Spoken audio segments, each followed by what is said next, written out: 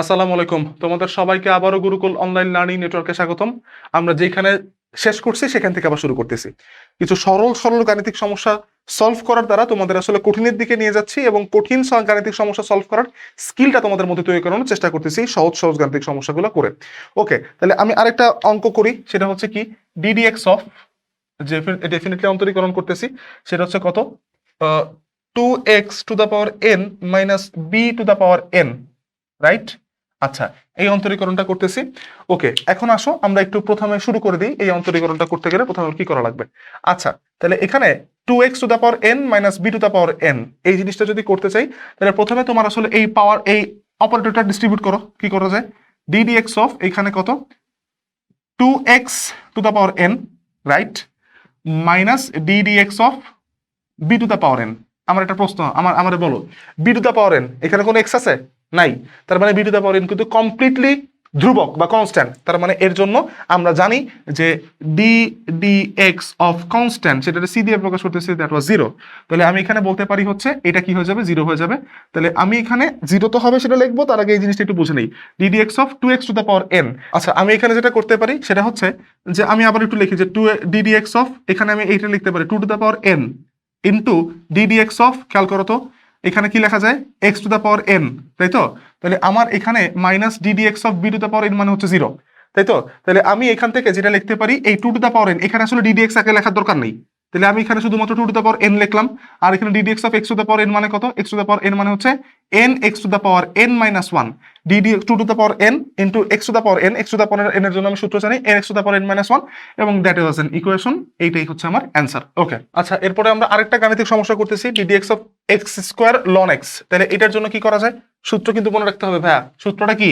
Ddx of UV, আমরা জানি কি u d d x v plus v d d x u. এই ব্র্যাকেটটা দেওয়া যা না দেওয়া তা, ব্র্যাকেটের কোনো দরকার নেই। U d d x v plus v d d x u. Okay, u d d x v plus v d d x u. Okay, তাহলে আমি এখান থেকে যেটা করতে পারি, প্রথমে তুমি x² আলাদা করো, তারপরে তুমি এখান থেকে লিখতে পারো ডিডিএক্স অফ, এই সূত্রটাই অবলম্বন করতেছি, d d x of ln of x u d d x v plus এখানে কত ভি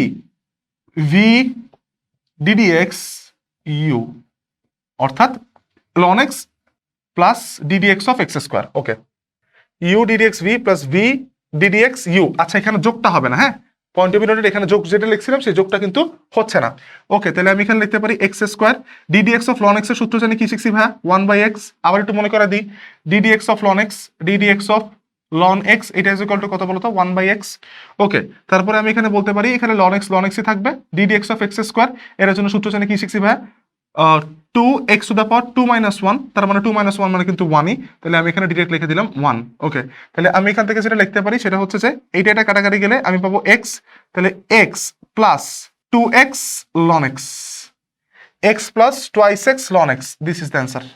খুবই নর্মাল জিনিস, এই হচ্ছে অ্যান্সার। ওকে, আচ্ছা, এরপরে আমরা আরেকটা ম্যাথমেটিক্যাল সমস্যা দেখতে চাই, ddx of 5e⁻x log e⁻x। ওকে, তাহলে প্রথম কাজ, এখানে তুমি একটা কাজ করো, সেটা হচ্ছে যে এখানে তুমি 5e⁻x ln e⁻x, এখানে তুমি কিন্তু সেই ইউভি এর সূত্র কাজে লাগাবা। তোমার এখানে কিন্তু তিনটা আছে, মানে তিনটা রাশি গুণিত আকারে আছে।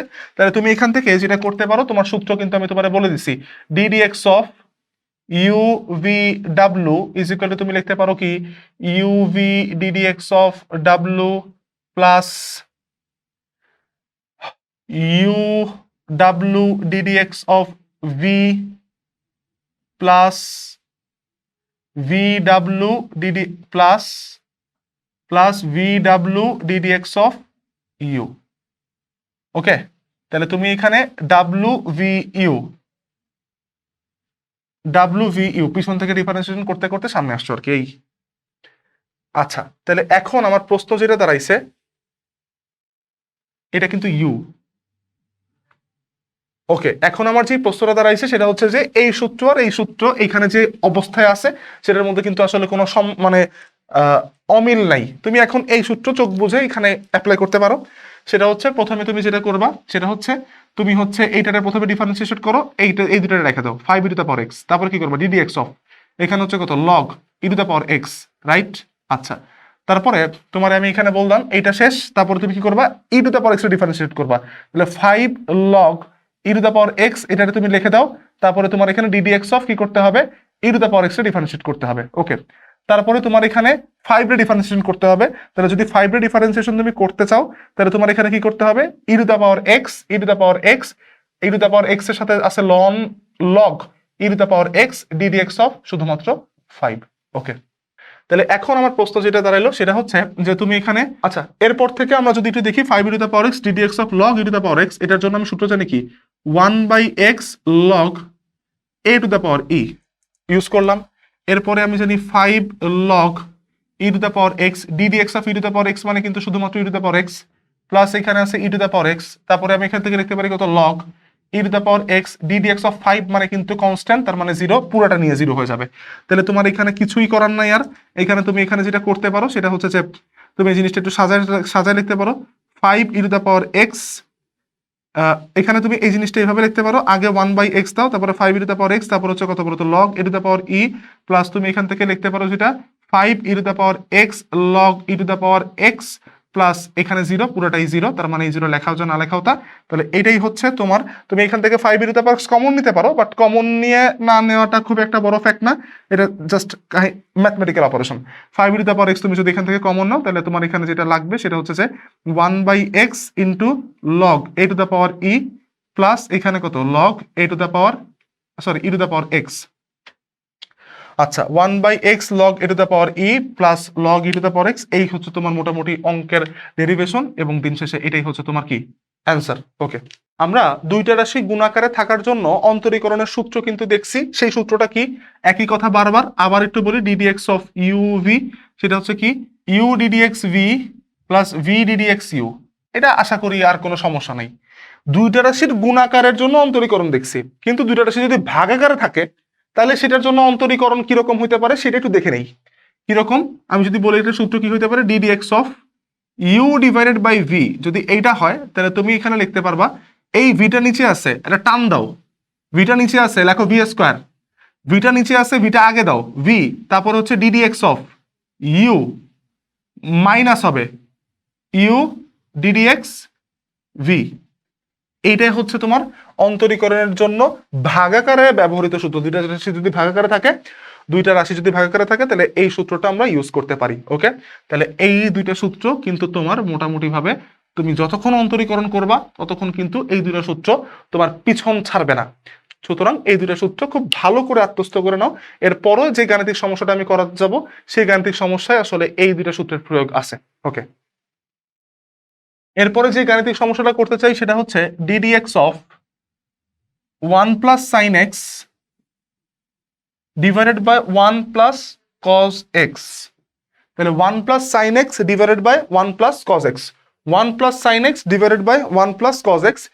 এইটার ডিফারেন্সিয়েশন যদি একটু করতে চাই, তাহলে প্রথম কথা সূত্র যেটা লিখছিলাম আবার মনে করাই দিই। এতবার সূত্র লিখতেছি তার একটাই মাত্র কারণ, যে সূত্রগুলো তোমাদের আওতাভুক্ত বা মুখস্থ হয়ে যায়। ইউ বাই ভি, তাহলে আমি এখানে লিখতে পারি নিচে ভি, তার মানে নিচে হচ্ছে ভি স্কোয়ার, উপরে ভি নাও, তারপরে কত d d x of u minus u d d x of v, right?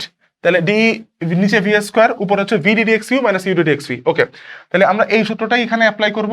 খেয়াল করো, নিচে হচ্ছে এইটারে আমি ইউ ধরলাম, এটারে আমি ভি ধরলাম, 1 প্লাস সাইন এক্স এটারে আমি ধরলাম ইউ, 1 প্লাস কজ এক্স এটারে আমি ধরলাম ভি। তাহলে এখন আমার প্রশ্ন হচ্ছে আমি নিচে এখানে রাখলাম হচ্ছে কত 1 প্লাস কজ এক্স, তাহলে এইটার জন্য স্কোয়ার হোল স্কোয়ার। ওকে, তারপরে আমি এখান থেকে এইটারে আবার উপরে নিলাম, সেটা হচ্ছে কত 1 প্লাস কজ এক্স, তারপরে আমি এখানে লিখলাম কত d d x of u, u এর ভ্যালু কত, ইউ এর ভ্যালু হচ্ছে 1 প্লাস সাইন এক্স, তাহলে 1 প্লাস সাইন এক্স গেল। তারপরে হচ্ছে লেখো মাইনাস, সূত্রের মাইনাস, তারপরে এখানে আছে কত ইউ, ইউটা কি 1 প্লাস সাইন এক্স, তারপর হচ্ছে ডিডি এক্স অফ ভি এর ভ্যালু কত, ভি এর ভ্যালু হচ্ছে 1 প্লাস কজ এক্স, ভি এর ভ্যালু হচ্ছে কত 1 প্লাস কজ অফ এক্স। ওকে, আচ্ছা ভি এর ভ্যালু হচ্ছে 1 প্লাস কজ অফ এক্স। আচ্ছা, তাহলে এখন এটার অন্তরীকরণ করা শুরু করি। আচ্ছা, প্রথমে আমি যে কাজটা করব সেটা হচ্ছে নিচের স্কোয়ারটা স্কোয়ারে রেখে দেবো, 1 প্লাস কজ অফ এক্স, তার উপরে হোল স্কোয়ার থাকুক। এখানে আছে কত 1 plus cause of x DD x of 1, সেটা হচ্ছে কত, সেটা হচ্ছে 0 plus d d x of sine x মানে হচ্ছে কত, ডিডিএক্স অফ সাইন এক্স মানে কিন্তু কজ এক্স, আমরা জানি ডিডিএক্স অফ সাইন এক্স মানে হচ্ছে কজ এক্স। তারপর হচ্ছে মাইনাস, এখানে আছে কত 1 প্লাস এটা কত সাইন এক্স, ডিডিএক্স অফ 1 মানে কত 0 plus d d x of cos x মানে কিন্তু প্লাসে মাইনাসে হয়ে যাবে মাইনাস, মানে ডিডিএক্স অফ কজ এক্স মানে কিন্তু মাইনাস সাইন এক্স, তাহলে প্লাসে মাইনাসে মাইনাস, এটার জন্য আমি পাইলাম কত সাইন এক্স। ওকে, তাহলে এখন আমি এখান থেকে যেটা পাচ্ছি সেটা হচ্ছে যে নিচে আমার 1 plus cos x whole square আছে, এখানে আমি পাবো হচ্ছে 1 প্লাস কজ এক্স ইন্টু এখানে হচ্ছে কত বলতো কজ এক্স গেল, তারপরে হচ্ছে মাইনাস আছে আমার 1 প্লাস সাইন এক্স, আমি তার সাথে গুণ পাবো হচ্ছে মাইনাস সাইন এক্স। তাহলে এটা তুমি এখন গুণ করে ফেলো। তাহলে যদি গুণ করতে থাকি কি হয় একটু খেয়াল করি, আমি এখানে cos x ইন্টু 1, তার মানে আমি পাবো হচ্ছে এখানে cos x into cos x, তুমি এখানে লিখতে পারবা cos square x minus minus মাইনাসের মতো থাকুক মাইনাস এক্স ইন্টু 1, তার মানে আমি এখান থেকে পাবো হচ্ছে মাইনাস সাইন এক্স, প্লাসে মাইনাসে মাইনাস, তুমি এখানে লিখতে পারো sign square of x, right?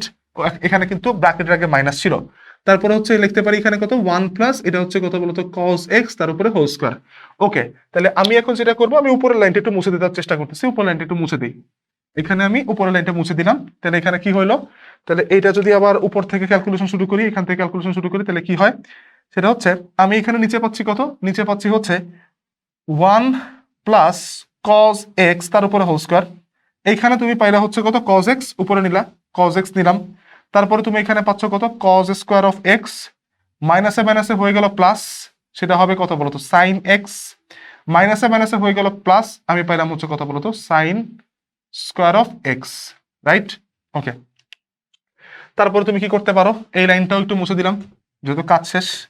তুমি এখান থেকে কি করতে পারো সেটা হচ্ছে যে এখানে একটু সাজাও, সাজাইলে দেখবা এখানে একটা সূত্র ফরম্যাট হয়, সাইন স্কোয়ার এক্স আগে নিয়ে আসো, তারপরে কজ স্কোয়ার অফ এক্স নিয়ে আসো, তারপরে সাইন এক্স নিয়ে আসো, তারপরে কজ এক্স নিয়ে আসো, তারপরে এখানে নিচে লেখো 1 প্লাস কজ এক্স তার উপরে হোল স্কোয়ার।